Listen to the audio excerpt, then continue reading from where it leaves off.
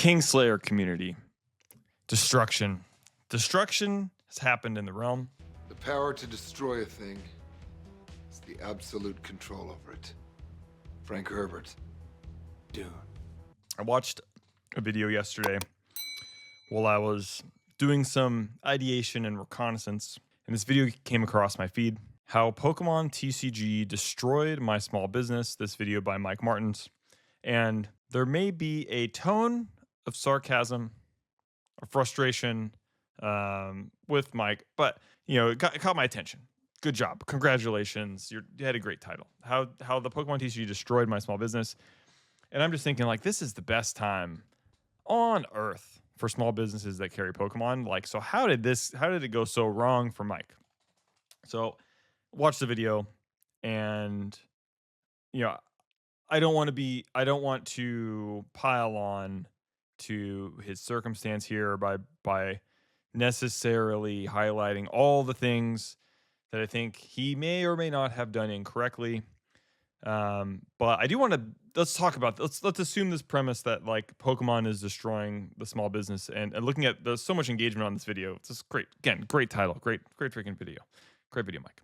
So many comments, and actually he replied to my comment here, but we'll start with my comment. So my comment to Mike was, "Hey Mike, LGS owner here, 3 stores in California. We prioritize hosting organized play, and that helps get allocation up. US distribution is less complex than up in BC. He's in British Columbia, Canada. Could you cut out some of that retail shelving and get tables and chairs in there for more organized play pre-releases for Magic and Pokemon? Best of luck this year." And Mike says, the distributors don't care if I host events. It's very, very, very political up here. Even opening my store in this small town was an absolute nightmare. I have never been accepted here. But there are so many people passing through. I'm 70 miles away from the nearest store. I should be booming. It's the same thing with Upper Deck. It's all political up here. Okay. So I don't know if he means like actually political.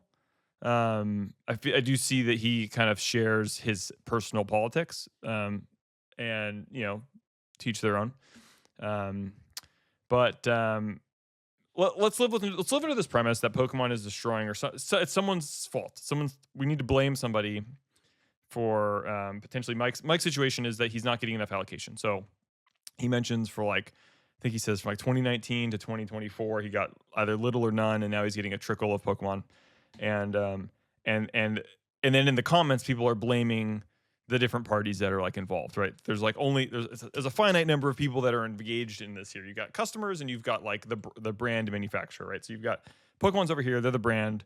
They control the intellectual property rights. They deal with printing and all that kind of stuff. And you got the customer over here. And in between, you've got stores, you've got distributors, you've got middlemen, you've got flippers, you've got big box retailers or what have you. And I think there's it's the largest intellectual property on earth. I don't think there's a single larger property. Like Disney owns a lot of properties, but in terms of individual property, it's the largest individual IP on earth. So let's look at the blame. Let's look at the blame game here. So starting off, because Pokemon has been so popular since Surging Sparks, since November, everyone's taking more cuts from the pie. So the distributor is instead of is trying to get as much product as they can, and they are taking more cuts out of that pie because it's in their best interest as a business to make that incoming cost of goods more profitable for them. So what they're doing is they're splitting those pieces of the pie into other outs that aren't just the local game store, but they're also giving it to more game stores. So we could blame distribution for not giving enough product to the right places, and I think that's like, you could do that, but I don't know who that serves. I don't know like what purpose that serves. You could blame the Pokemon company and say, well, they're taking a percentage of their allocation. The Pokemon company is, in combination with and maybe side by side with distributors, and sending it to vending machines in supermarkets in the United States and maybe other parts of the world. And so you could say that volume should go to local game stores instead, like someone like Mike in Canada.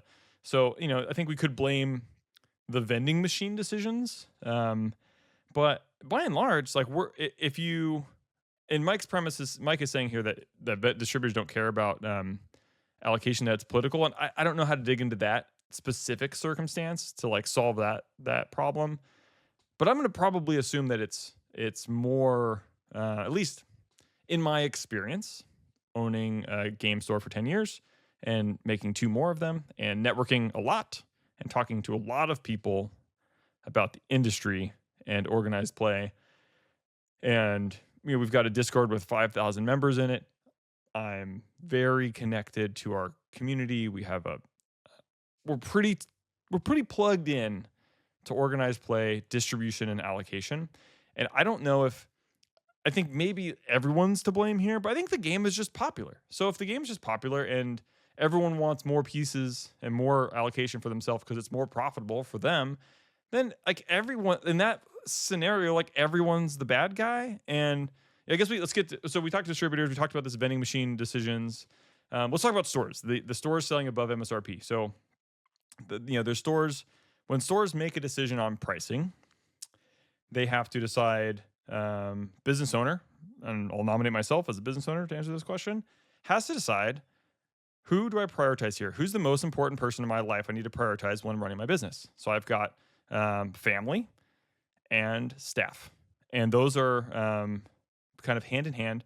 And also, you could even say parallel to that is going to be our community. And it's kind of like useless to say like family, staff, community, or it doesn't really matter, because if you're not taking care of your community, then your family and your staff can't get taken care of. But ultimately, like, I'm responsible, the business owner or owners are responsible to maintain these relationships in kind of this kumbaya.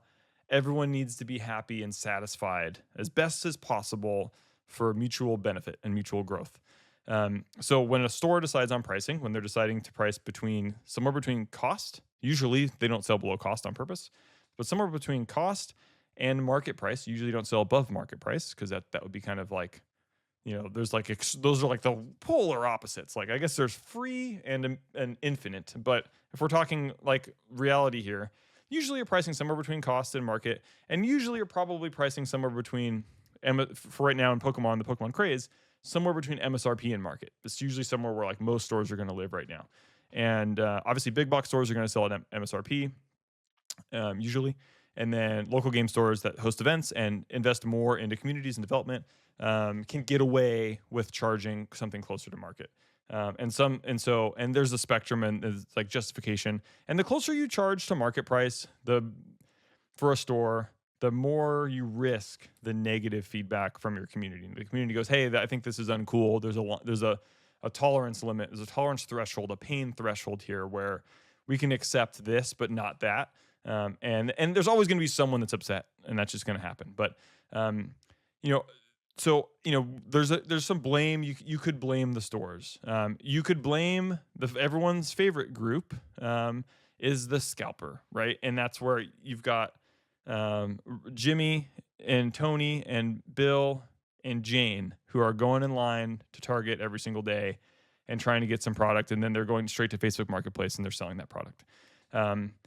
And I don't think that's fair either. It's a free market. Like, blaming the scalpers is like, it's like you're shooting a ghost. Like who are you really talking to here? And I guess they kind of turn up when all of a sudden there's a Facebook post and like 3 months after release, and someone's trying to offload ETBs at MSRP, and you're like, yeah, that was a scalper or whatever. And there's there's lots of YouTube stuff in my feed like, oh, look, we saw these scalpers and each one's progressively worse or whatever. And I don't know if it makes sense. I don't know if it's seemingly nonsensical to play this blame game where you point at everyone and say it's their fault.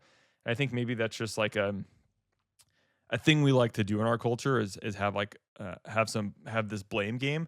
But I think it's just, can we just recognize that the game is immensely popular and it's been growing for years, especially post-COVID, and especially since November of 2024. The game has reached this new plateau, this new threshold of interest, and there's definitely not going to be enough to go around. So what we do is we try to make our distributors feel appreciated when we have conversations with them about like, hey, I know you wish you could have gotten us more. Thank you so much for getting us what you got us, and let us know if anything else comes up, and in terms of product, we'd love to snag it. So those are my kind of unhinged, rambly thoughts. I think that I do want to shout out to Mike here, and this piece of content was awesome. I love when I find a piece of content on YouTube and it just makes me stop and I'm like, oh, this is like, why is this so compelling? And it wasn't because I really agreed with his angle or his approach or kind of like how he's ran his business necessarily, but I was like, his position and his experience is valid, because it is his experience of running his business for 20 years. So it is like, valid isn't the right word. Like, it is his experience. Like, it is his personal pure belief that the Pokemon company, or the Pokemon game is destroying his business because he has to turn customers away all the time. I think he could have maybe changed some of the approach and made more of an emphasis on organized play, and I think that would have helped potentially get more Pokemon in that store by taking it. Like, we've had to cut so many things that didn't work in our stores that I see physically in his store that may not work as well and may not have as good of a turn as TCGs. But yeah. Anyways, thought is it was an interesting enough point. Is Pokemon destroying small businesses in 2025? Who is to blame? Pokemon is fantastic for small businesses in 2025. If you're a local game store and you put in the blood, sweat, and tears over the course of the last number of years to be here when Pokemon does well, like, congrats, like, well done. You sold all these really crappy sets for the game back when it was really slow in between COVID and the end of 2024. And you support, those stores out there that supported organized play, supported their play communities, were selling boxes at $90 or $100 back when it wasn't that big of a deal. And then now they're there to benefit from the game having like immense popularity. Like, that's awesome. That's awesome. You play the long game. Like, we've been doing this for a long time. We're going to be doing this for a lot longer. And we just invest in communities. We invest in the folks that want to come out and play games in the stores. And yeah, I don't think there's anyone to blame. I think let's just all enjoy the hobby together and find ways to share kindness and positivity. And yeah, I think there's a way that Mike can solve some of these problems for Pokemon is if he ramps up his organized play. Anyways, that's my thought. Thanks for watching to the end. Like, subscribe, it helps us out. Love y'all. See you at the streets. Love y'all. See you at the stores.